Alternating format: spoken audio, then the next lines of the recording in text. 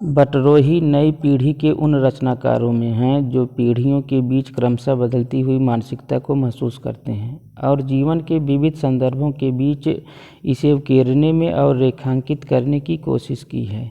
दिवस स्वप्न 1978 आपका पहला कहानी संग्रह है। इसके बाद सड़क का भूगोल 1985, आगे के पीछे 1989, अनाथ मोहल्ले के ठुलदा 1990, हिडिंबा के गांव में 2000 प्रकाशित है।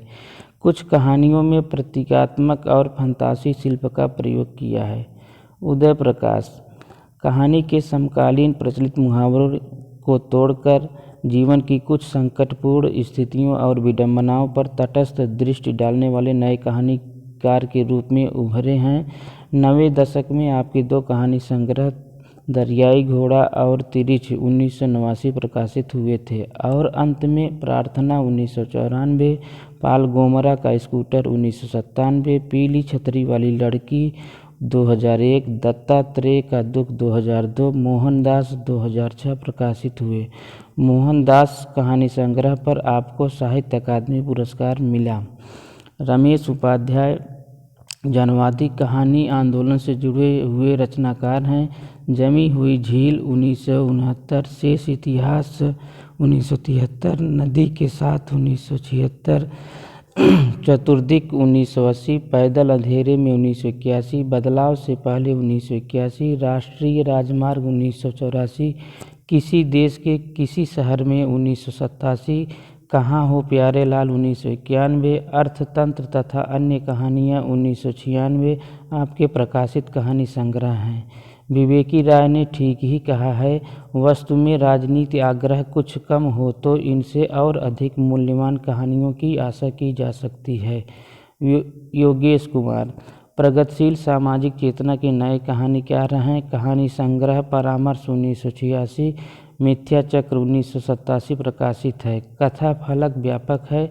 आपने आज के सामाजिक यथार्थ को उसकी व्याप्ति में चित्रित करने का प्रयत्न किया है। गरीबी किस तरह समाज का कैंसर बनकर मनुष्य को जड़ और संवेदन शून्य बना देती है। धार्मिक सांप्रदायिक रूढ़ियाँ किस प्रकार सहज मानवीय संबंधों के स्थापित होने में बाधक बनकर हमें मानसिक स्तर पर तोड़ देती है। मध्यवर्गीय समाज किस प्रकार बड़प्पन के मिथ्या अहंकार के नीचे पिस रहा है। बेमेल रिश्ते कितने खोखले होते हैं।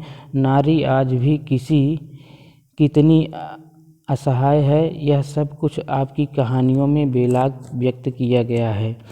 स्वयं प्रकाश 8वें दशक के कहानीकार हैं। अब तक 8 कहानी संग्रह, मात्रा और भार 1974, सूरज कब निकलेगा 1980, आएंगे अच्छे दिन भी 1991, आदमी जात का आदमी 1994, अगली किताब आसमां कैसे कैसे, अगले जन्म 2002, संधान 2006 प्रकाशित है।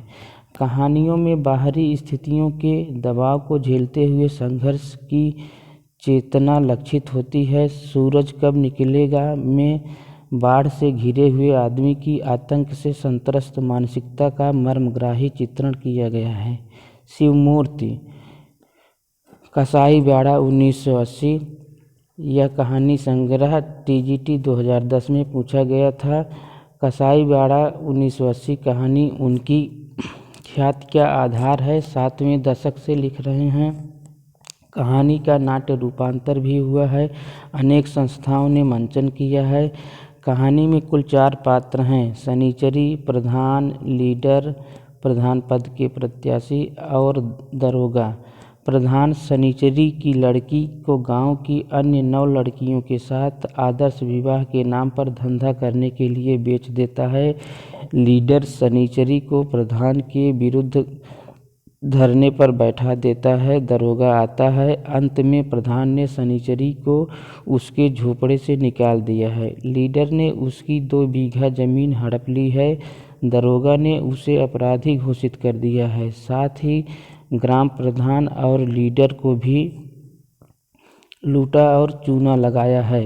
कहानी में एक और पात्र अधरंगी आता है।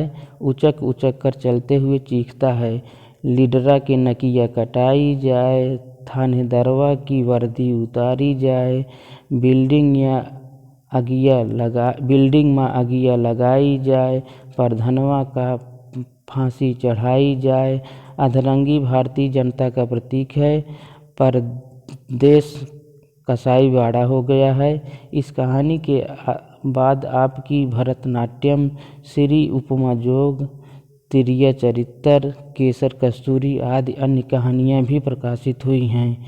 इन सभी कहानियों का संग्रह केसर कस्तूरी 1991 नाम से प्रकाशित हो चुका है। चंद्रकिशोर जायसवाल अब तक 9 कहानी संग्रह, मर गया दीनानाथ 1997, हिंगवा घाट में पानी रे 1999, जंग 2002, दुखिया दास कबीर 2003, नक बेसर कागा ले भागा 2003, किताब में लिखा है 2003, आघात पुरुष 2005, तर्पण 2006, जमीन 2009 प्रकाशित है। किसी खेमे या शिविर से संबंधित नहीं है। कहने का तात्पर्य चंद्रकिशोर जायसवाल किसी खेमे या शिविर से संबंधित नहीं है। शालिग्राम शुक्ल बहुत पहले से लिख रहे हैं, लेकिन उनका संग्रह काला हंस 1985 इधर प्रकाशित हुआ है।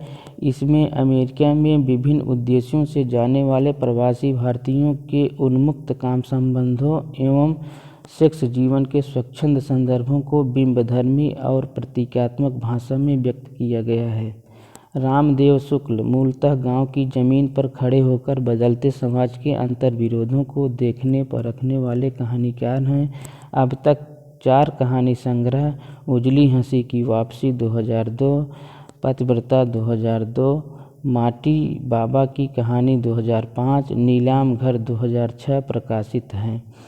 गिरीश चंद्र श्रीवास्तव बहुत पहले से लिख रहे हैं। आपकी 1965 से 1975 तक लिखी कहानियों का संग्रह कांटा शीर्षक से प्रकाशित हो चुका है। इधर आपकी 14 कहानियों का संग्रह सपने का सच 2005 प्रकाशित है।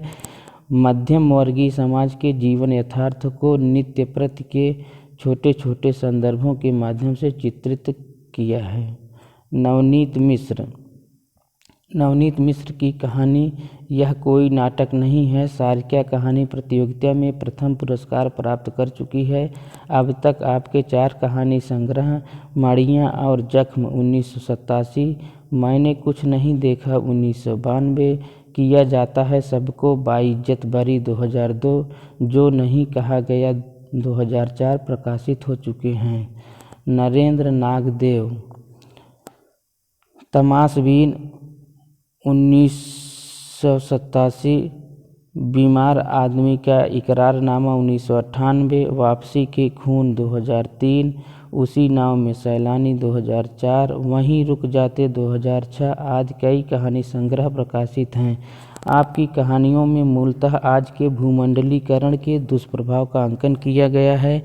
मनुष्य अर्थ का दास होता जा रहा है, भोग लिप्सा की प्रवृत्ति बढ़ती जा रही है, मनुष्यत्व को सुरक्षित रखने की प्रवृत्ति ही प्रधान है। मदन मोहन जनवादी आंदोलन से जुड़े युवा रचनाकार हैं। आपकी कहानियों के 4 संग्रह छलांग 1983, बच्चे बड़े हो रहे हैं 1989, हारू 1994, चंपा तथा अन्य कहानियाँ 2004, पाताल पानी 2011 प्रकाशित हैं। इनकी कहानियाँ गांव के पीड़ित, दलित, असहाय तथा शहरों के आर्थिक अभाव से जूझते निम्न मध्यम वर्गीय लोगों के दुख दर्द की कहानियाँ हैं। आप स्वयं इस दर्द के साक्षी हैं। धन्यवाद।